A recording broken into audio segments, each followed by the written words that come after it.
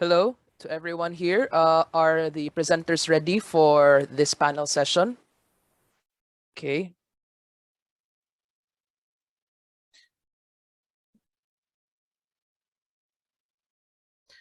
All right, so let's get the ball rolling. So good afternoon, everyone. So this is panel session 2 on sustainable development. So I'll be chairing this one. My name is Louie Vincent Reyes from the University of San Carlos, representing the Philippine International Studies Organization.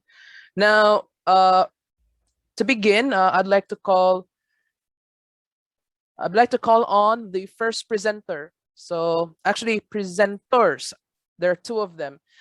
Their paper is entitled From Marine Exploitation Towards Community and Sustainable Development, a Comparative Study on Indonesian and Philippine Marine Policies. So this will be presented by Sharon Mendoza-Dreisbach and Roche, sorry if I pronounce your name incorrectly, Christine Angeles.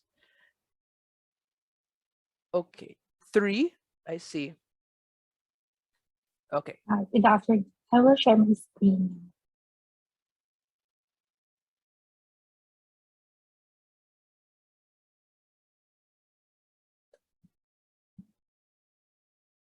So, good afternoon, everyone. Today, I will be discussing about the comparative study on Indonesian and Philippine marine exploitation and the fish consumption.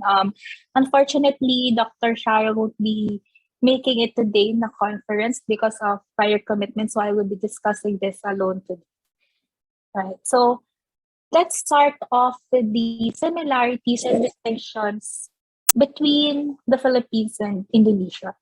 So the Philippines comprises an archipelago of more than 7,000 islands located in Southeast Asia. So it is divided and connected by water, making 3 land divisions: Luzon, Visayas, and Mindanao. So the Philippines benefit from water in a huge aspect because of its archipelagic being. And the Philippines rank among the major fish producing countries, and one may note and distinguish that the Philippines is rich in marine biodiversity. Indonesia, on the other hand, is also an archipelagic state with more than 17,000 islands with 5 island divisions, namely Sumatra, Java, Kalimantan, Sulawesi, and Papua.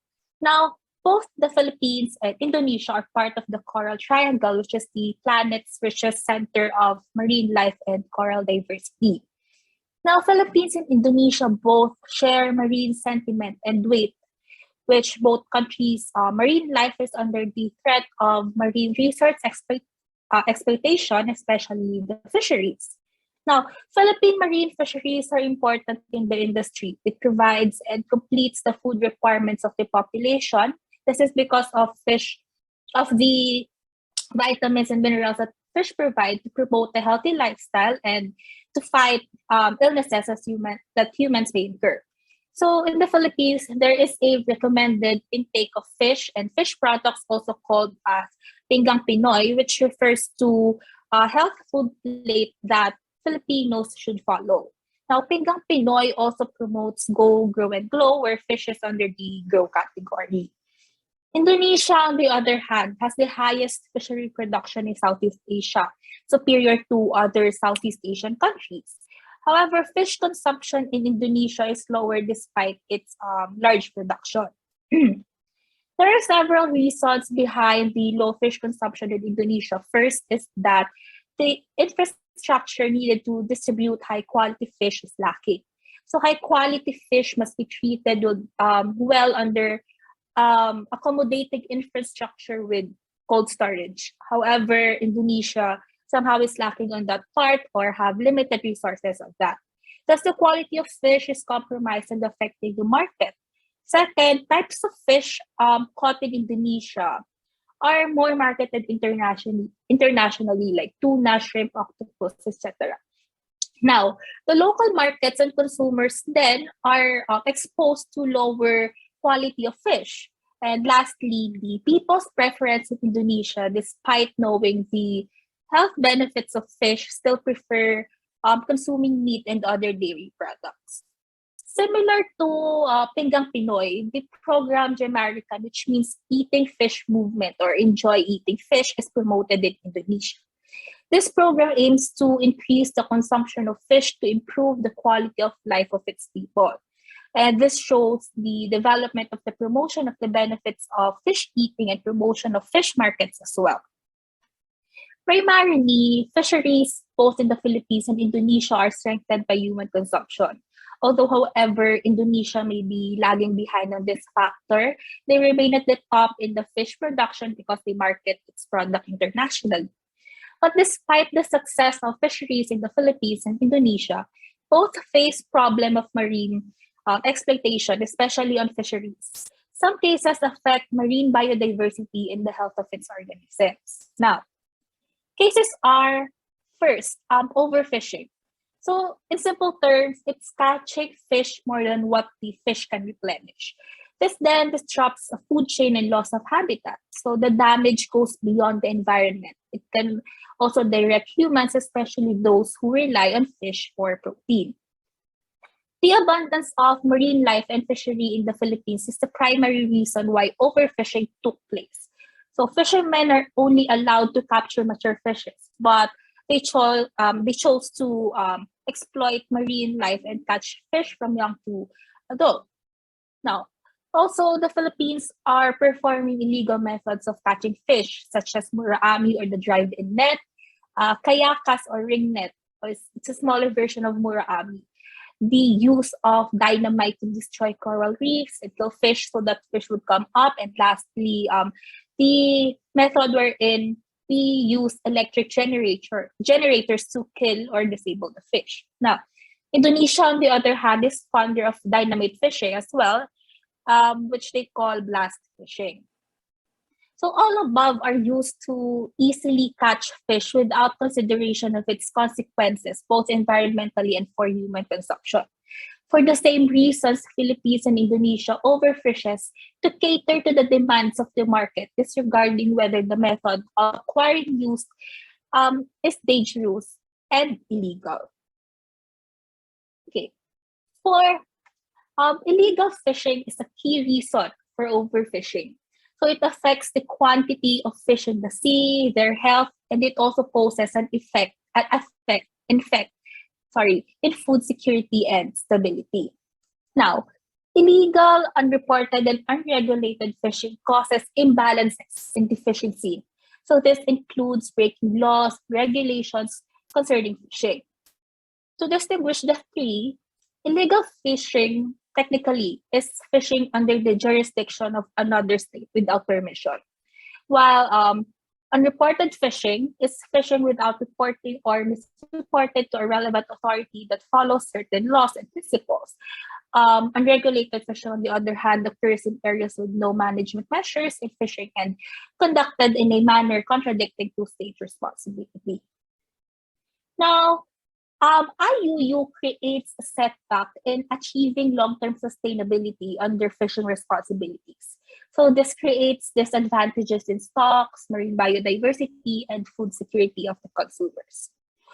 With this, the Fish Right Project was launched in the Philippines to address marine life governance and the weight of fish in the Philippine waters for marine protection and sustainable fisheries so that IUU will be diminished. While Indonesia's approach towards IUU was in cooperation with the Ministry of Marine Affairs and Fisheries. So this was an effort towards a plan in technical assistance to address the current needs of the fishing industry. So how does this actually affects us as humans? Now, marine exploitation does not stop its effect on the environment. So consumers, humans are also deeply affected by the phenomena. So the disruption of the food chain will be the one at stake. So with unbalanced water properties and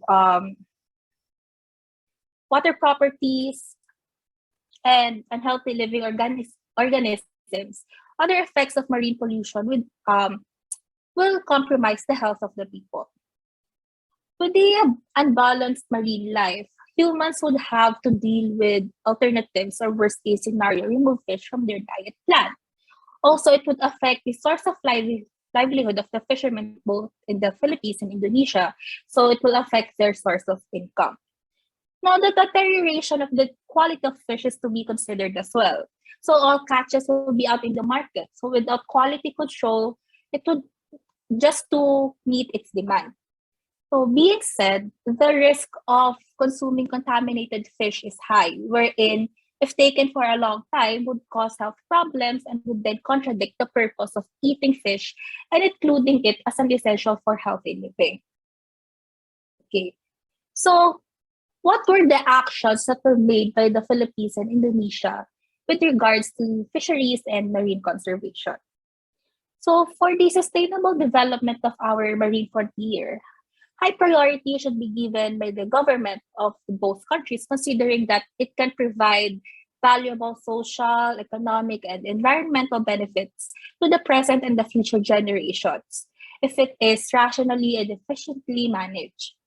Now, the role of the national government in the Philippines is vital in ensuring the protection of marine resources and the quality of life of the Filipino people. So, one of this is the creation of the Philippine Fisheries Commission to encourage, promote, and conserve our fishing resources in order to ensure a steady and sufficient supply of fish.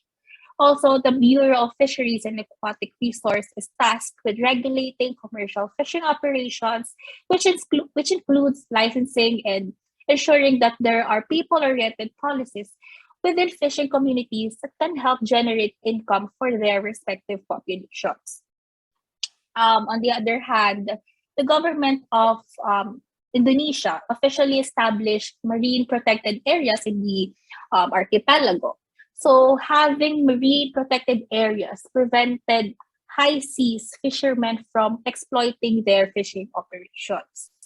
They also have the ecosystem approach to fisheries implemented in 2010, established indicators that form a basis in regulating operations of fishermen in the country. So to balance fishery activities, authorities suggested that an alternative fishing approach management could be catching one fish species at the given time to ensure the sustainable growth of other marine species. Now, this pushed for coastal communities and residents to accept the alternative livelihoods provided by the authorities, such as guarding the marine protected areas against potential overfishing done by other fishing operations in the area. Now, for your reference, these are some of the actions that were taken by the Philippines and Indonesia.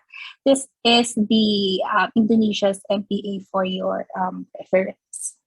Okay, so to finish this off, lessons that could be learned from phenomena like this would all go down to the conservation of the environment and natural resources. So learning that fish consumption is huge in archipelagic countries like the Philippines and Indonesia, fisheries and other marine species should be taken care of and be under plans that would regulate its healthy state. So governments, organizations, as well as fishermen should be involved in precautionary and remedial measures that can minimize ill effects of natural resources exploitation. Fisheries play a big role in providing food, thus it should never be taken for granted. Global warming, water quality, and overfishing should be addressed well and be acknowledged to prevent and control its adverse effects. So I must quote here that we must plant the sea and herd its animals using the sea as farmers instead of hunters. That is what civilization is all about, farming replacing hunting by Jacques Yves Cousteau. So thank you for listening, everyone. Have a good. Okay, thank you so much, Miss Angeles. Now let's proceed to the next presenter.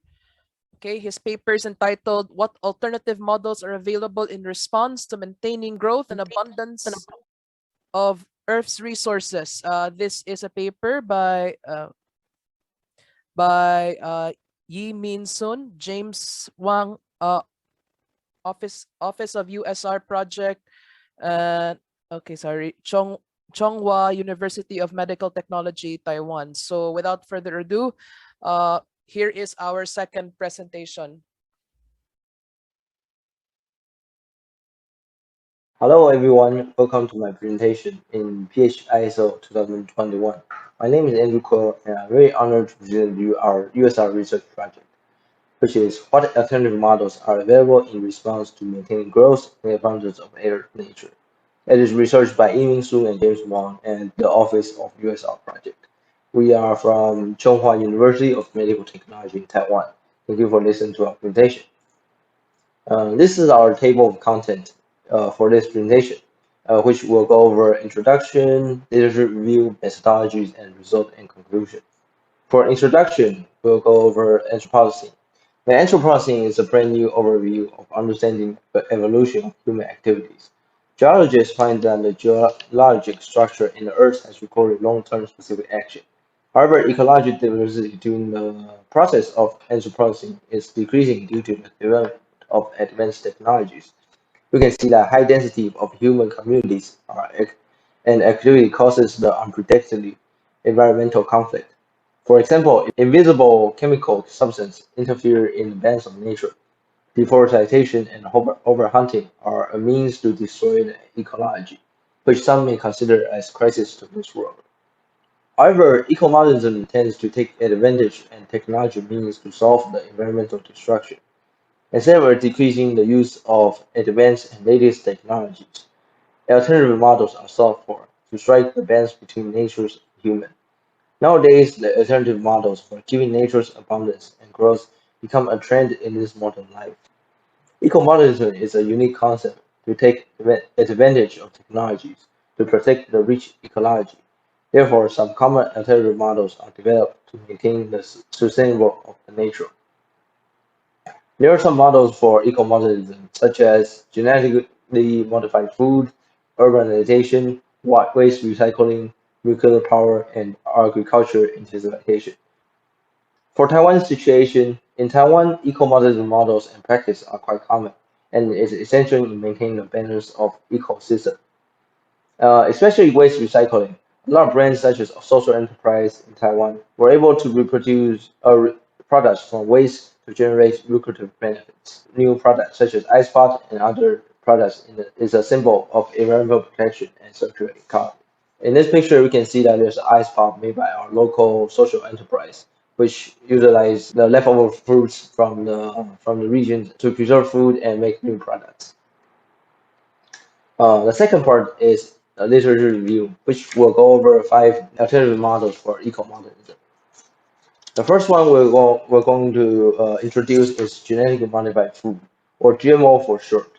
GMO are goods that are produced from organisms that have changes introduced in their DNA using genetic engineering. GMO foods have some benefits. That is due to the selection of specific genes. GMO food may grow faster and produce faster. Also, some researchers have discovered that genetic modified food can also be helpful for people to ingest nutrition compared to the conventional food. Last but not least, because GMO food alters genetic, making it much easier to grow and harvest. Its price is often lower than non-GMO food, which could be helpful for people in poverty countries. However, due to genetic modification, some unknown chemical reaction may be triggered and risk allergies. It is also unknown that whether people will suffer from harmful substance when ingesting too much GMO food. Therefore, GMO is still distrusted by some people. And the next one we're going to introduce is agriculture intensification. This method utilizes technology as well as modern chemicals to effectively produce agriculture. It is a modern revolution way to decrease the agriculture expansion. The benefits of agriculture intensification are that it is a very economical approach to produce output with little space and both of crops could be attainable compared to conventional agriculture. Besides, it is also easier to manage crops, making it a popular choice among agriculture industry today. However, due to the excessive need to use chemicals such as pesticide, some of the chemicals might stay in the crop, which might be harmful for humans and animals nearby. In addition, some of the chemicals might contaminate the water and air, further destroying the ecology, which we need to carefully regulate in our eco-modernism society. Next, we're going to introduce is urbanization. Urbanization is an inevitable process in the modern world. Its appearance represents a symbol of modernization, which means inhabiting a cozy surrounding without any uncertainty. According to research, the growth of urban population from 1950 to 2014, increasing 30%, while overall population in 2014 achieved 54% of urbanization. It is expected that 66% of global population will be urbanized, predicted to achieve by 2050. There are some benefits in urbanization. One proposed that the green technologies are a trend which was born in urbanization because of new invention of maintaining the ecosystem have been quite essential. Urbanization is becoming indispensable in our life and indirectly facilitating the green economy. In addition, because of the highly accessible public transport service, public space in urban is actually beneficial to lower energy use so that the natural environment can be effectively conserved. Carbon emissions are produced quite less in the city than in a rural area. However, there are many downsides in urbanization. Other researchers refer to that the process of urbanization as well as high living qualities is gradually jeopardizing several nations' natural resources. Due to the nature of the urbanization, it often causes constructions and greedy exploitation, which might result in pollution of airs, water, and soil, as well as causing global warming, cyclones, and flood, which damage the environmental health around the world. Next, we're going to discuss is nuclear power.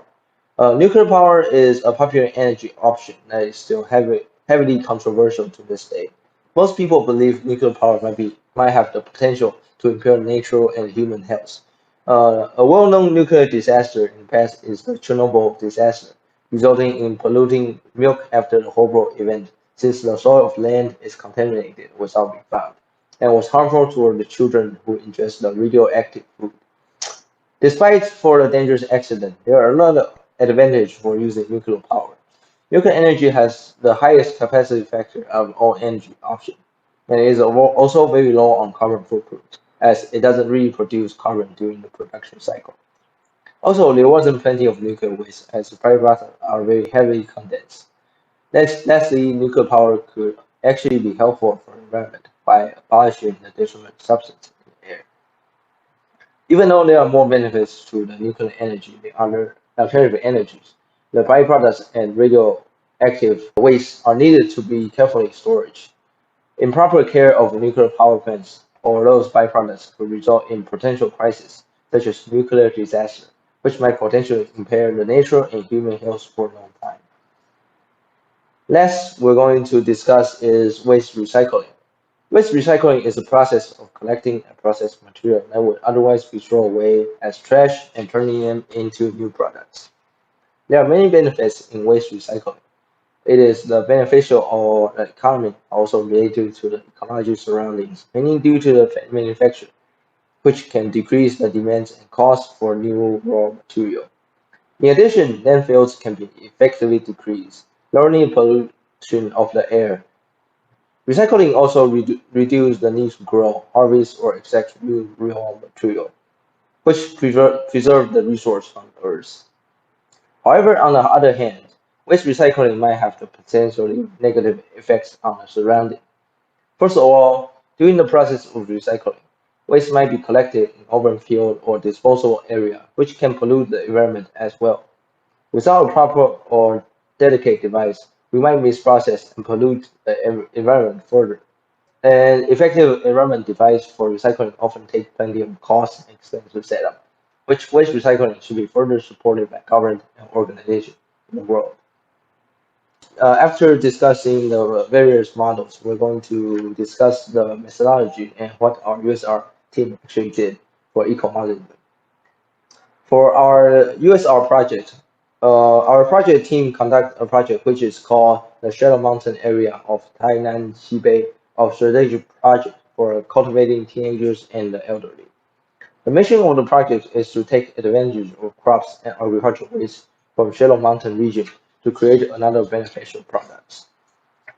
The two of our teams in the project were selected to analyze an exam, which is one led by Chung Wen-Tan and other led by Ye Jia-Yi. Wen-Tan is a principal investigator which leads students to study the extract of agricultural waste by high-tech extraction. And Professor Ye is another principal investigator expanding the channel of agricultural waste, and assisting the establishment and operation of the e-commerce platform. Also, they manage the Keiki ice cream project.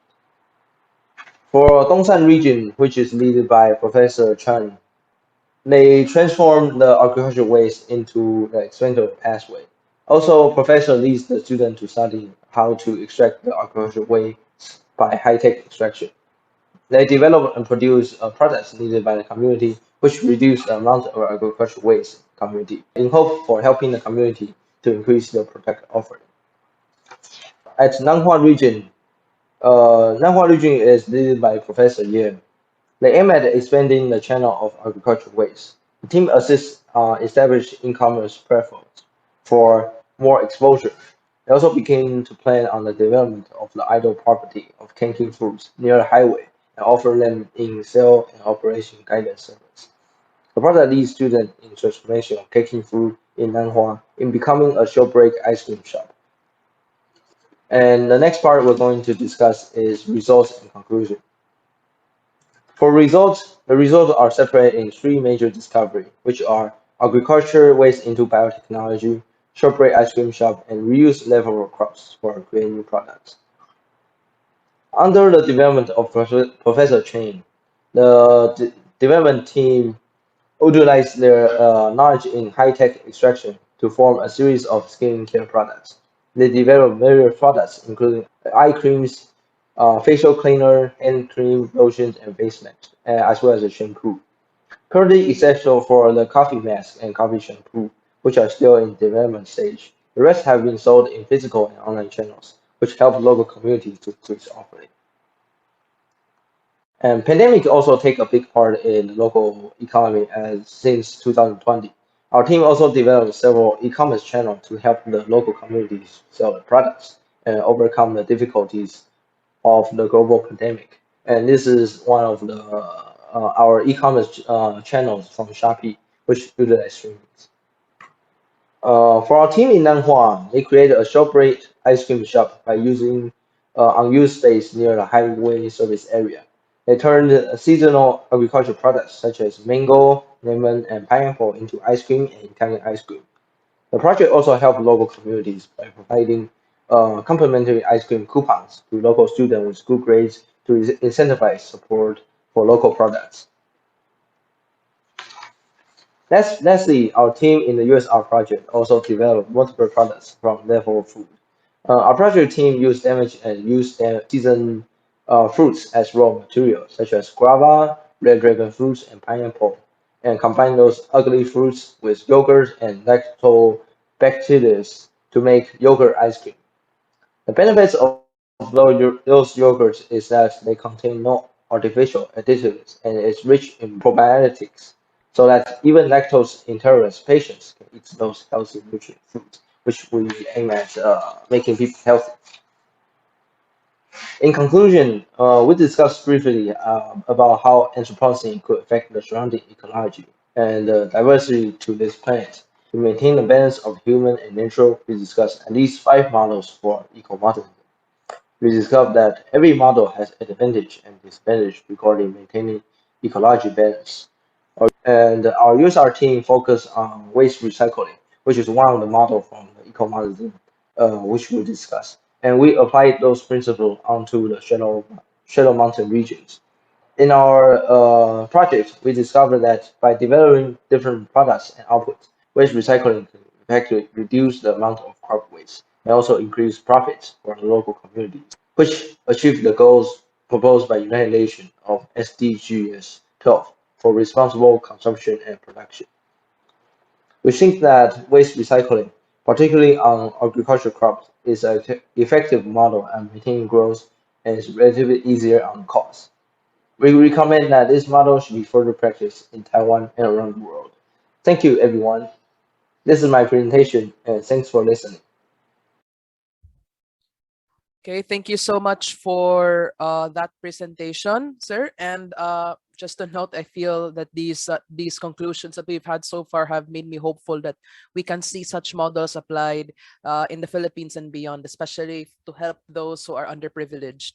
So, okay, we have our third presentation right now, entitled Luxury Trading on Poverty, a study of Jaisalmer and its water crisis. So it'll be presented by Mahima Duggal, University of Mumbai, Department of Civics and Politics.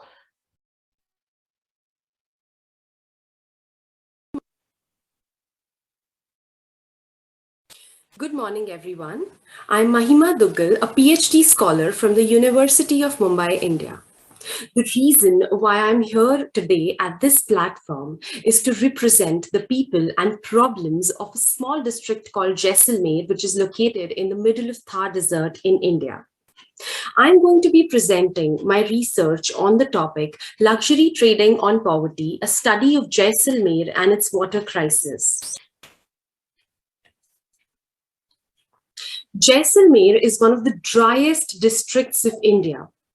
It receives, on an average, just 200 mm of rainfall every year, which means 7 inches of rainfall in the entire year. The district that I'm speaking about has no stable water supply.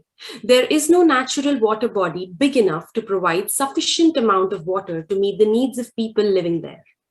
The water deficiency has forced the people to limit their usage of water to an extent where one person uses just 7 to 10 liters of water to meet all his or her water requirements, including drinking, washing, cleaning, mopping, and any other thing that you require water for. Just 7 to 9 liters of water every day.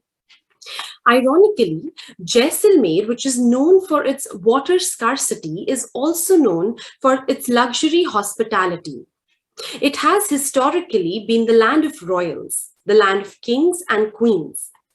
After 1947, when India achieved independence and it became a democratic country, royalty came to an end. The royals surrendered most of their property to the government of India, but kept some as their own real estate for their personal use. In any which form, this property includes lavish palaces, forts, havelis, which were used as residences by the locals, by the royal families who lived as locals over there. Most of this property in Jaisalmer is leased out to the hospitality industry and has been converted into luxury hotels.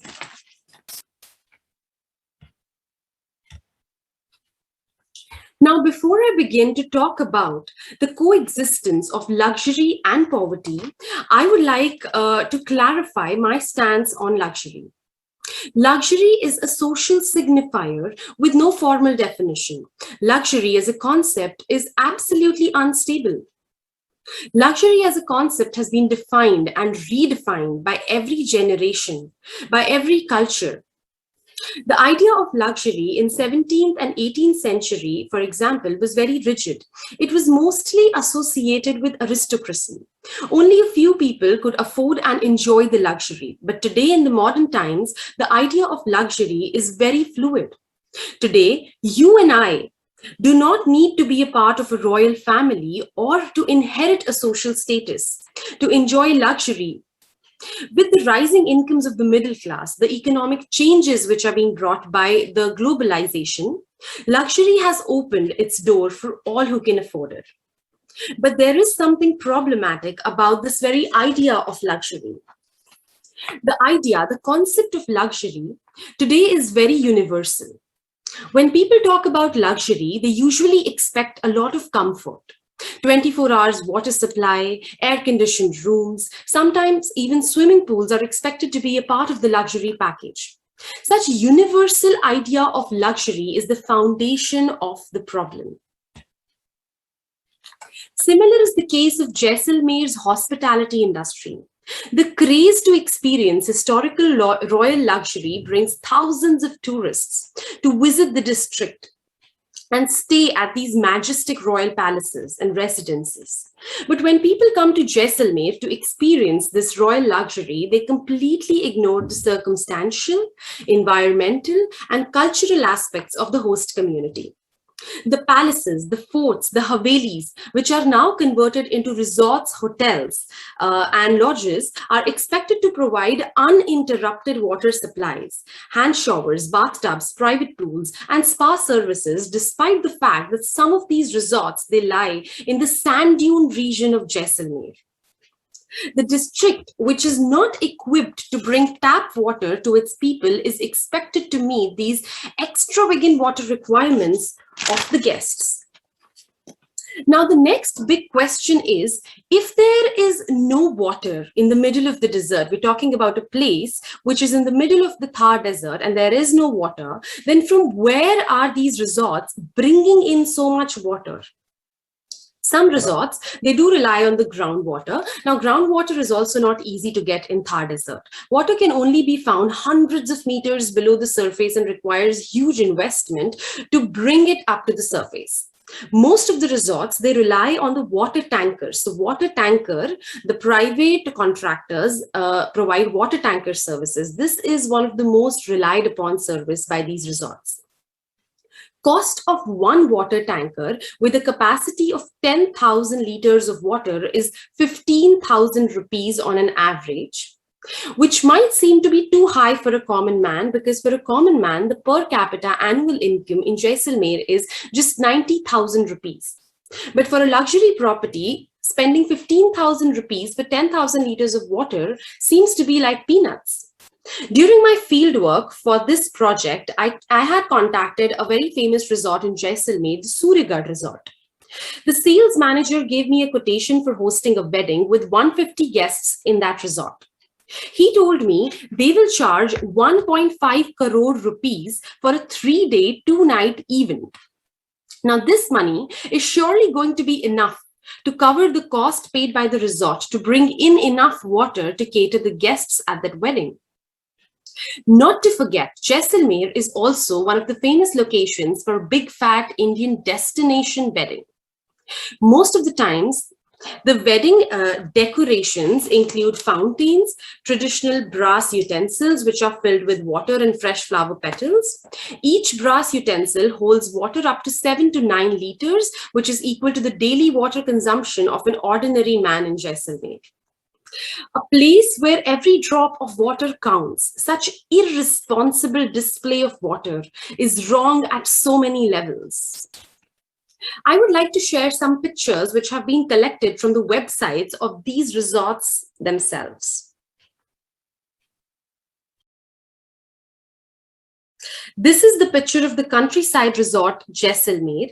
The resort offers the swimming pool with a desert view. I hope you all can see the blue part. That's the swimming pool. And the surroundings, it's nothing, just infinity view of desert. Next, coming on to the picture, it's Suryagarh Luxury Resort. The resort charges as high as 1 lakh rupee per night for a room, which you can see in the picture, which has a private pool, and this private pool will give you a desert view. The next picture is of Jaisalmer Marriott Spa and Resort, offering bathtubs, hand showers, spa services. This is Jaisalmer Marriott Spa and Resort. This is the entrance. You can see extravagant display of water at the entrance. These are fountains, and these fountains are functional throughout the year. Now, these are the fancy bubbles which are created in the middle of a desert. Coming on to the ground realities of the surroundings. This is the reality. This is what the locals experience every day. Women walking miles to get several liters of water every day to meet the basic requirements, the water requirements of their family. People are cleaning utensils with just dry sand because there is no drop of water to waste on washing utensils. This is the reality which exists around those luxury resorts. Moving on, let's look at the water crisis from another perspective, a feminist perspective. Rajasthan is a patriarchal society. The situation might have improved in the urban pockets, but it remains very much the same in the rural areas. Women and young girls are responsible for fetching water in the morning to meet the daily water requirements of their entire family. No men can be cited fetching water along with the women, as somehow this work is considered to be less manly. Young and bright girls have to drop out of their school to help their mothers fetch water from a far-flung source every morning. Water crisis has forced thousands of women to deliver babies on sand. Another thing that has troubled me throughout this research was the reaction of locals. There is a general mindset amongst the locals that since these luxury properties, they attract thousands of tourists every year and provides them a stable income, their practices of wasting resources shall be ignored. The locals have been fed with the idea that if they raise their voice, it will harm their employment and income levels. There is another group of people which is extremely ignorant about the situation and have accepted the water crisis as their fate. There is an extreme lack of awareness and leadership.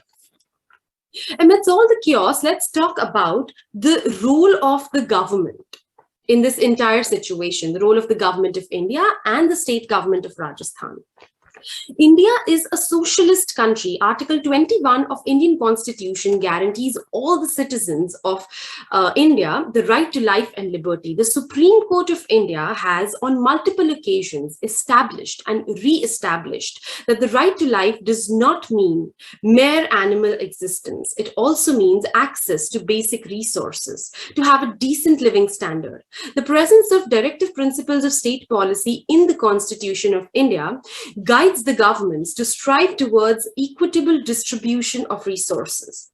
Now, although the government of Rajasthan has made some efforts to regulate the water usage by the luxury properties by applying industry-specific water tariffs, but the highest slab is just rupees 60 per 1,000 litre, which might deter the small lodges and hotels to use water indiscriminately. But for the luxury properties, this amount is not going to be a hindrance.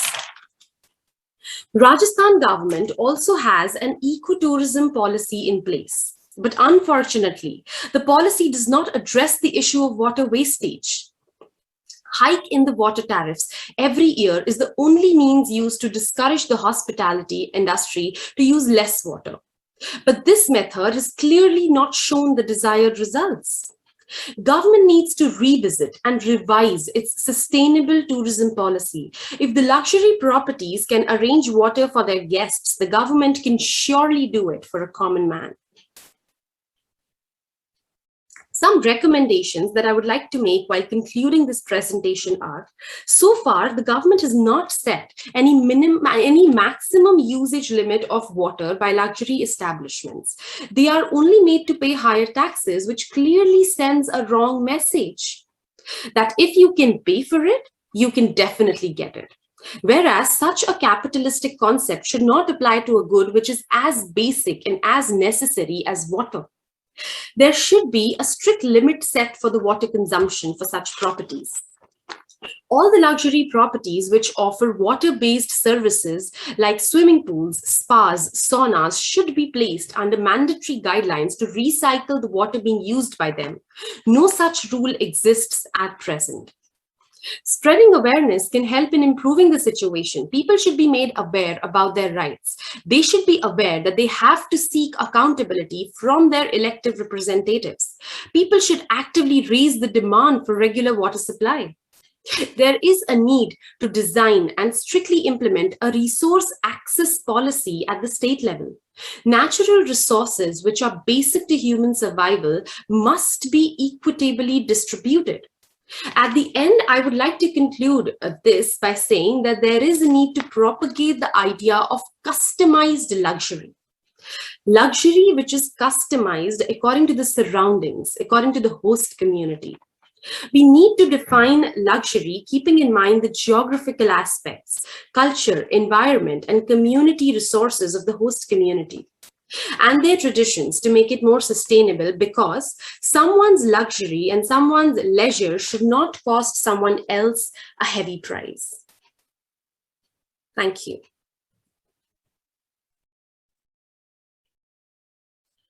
Thank you so much, Miss Duggal. And with that, we have our last presenter right now. Let us open the floor for our open forum. So, please, now now it seems that we don't have the complete cast of presenters for this panel, but nonetheless, if you have questions directed at their presentations, please type down and then specify which author you are referencing to, which author or which or if you, yeah, which author and which title, and then we will send it directly to them so that they can respond, and we'll give you the response in turn.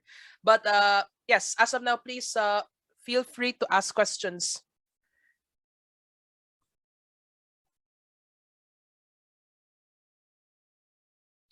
Okay, so not anyone? Any questions? Any volunteers to ask questions about the panel or any of the presentations?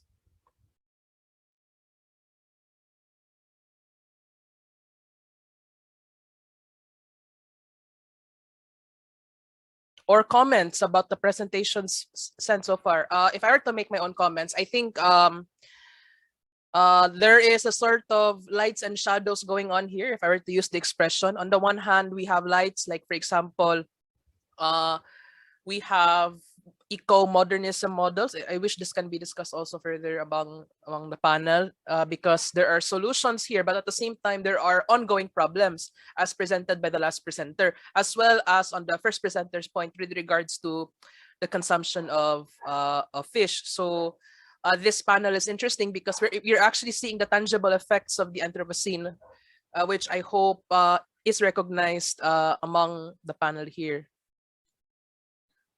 Okay. So any questions?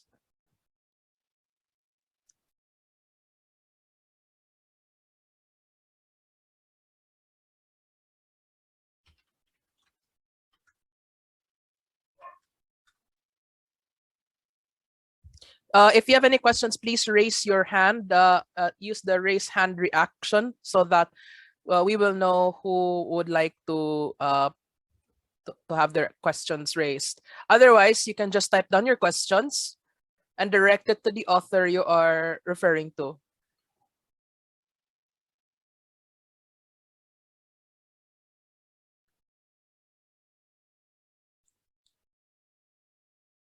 Oh, okay. So let maybe we can wait for presenter number one, Miss Angeles, because she seems to have some difficulties, but nonetheless, she'll try her best. Okay, so how about let's share our insights about this panel, maybe reflections, no? Because given the situation, so who wants to share or comment about the presentations, maybe even relay their own experiences about the topic?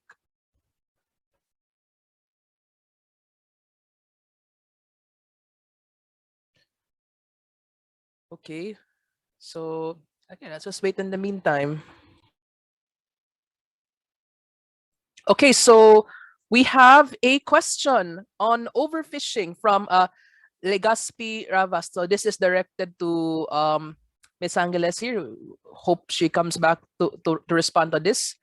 So on overfishing, what is the recommendation of the presenter with regards to overfishing as a result of historical or sovereignty claims? Okay, so that is our first question.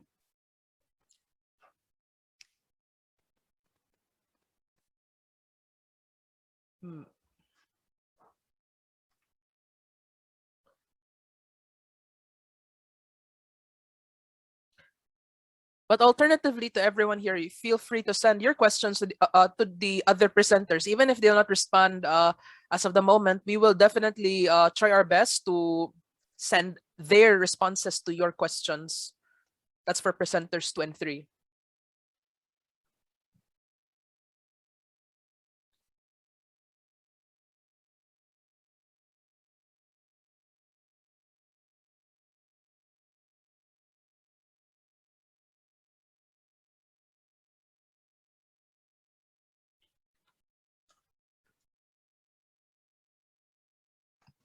Hello, Mar. If I may butt in. Yes. Okay. Actually, I don't have a question, but I just want to explain to the audience what is happening. Okay. Thank you very much for attending this panel. I know that most of you are interested with the paper topics that were presented. Okay. Unfortunately, because of difference on time zones, the other two presenters only sent their recorded video of their presentation. And then while Miss Roche Ang was able to present earlier, we just received an email, which is very unfortunate that she currently lost her power source right now. There was a power outage in her area, but she is doing all of her best right now to go back to our discussion. Thank you very much for your patience and understanding regarding our current situation. Thank you. All right.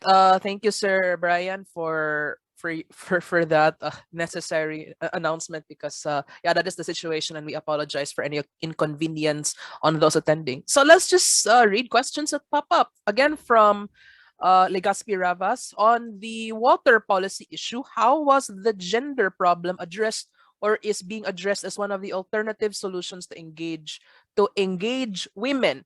Okay, we will collect this question, Legaspi Rava, so that we will so that the author can respond in her own time, and then we'll send it to you. Yes, the water policy issue that is going on in that particular context. Actually, these are very diverse papers, particularly since we have one paper that's from the Philippines, but it's also discussing the Indonesian context as well, whereas the other two presenters, they presented it in their own respective context, which is very interesting. What if we can also look at those situations, those issues within the Philippine context as well as to other parts of the global south? So that is the interesting thing about the conference that we have here, which I hope that we all appreciate.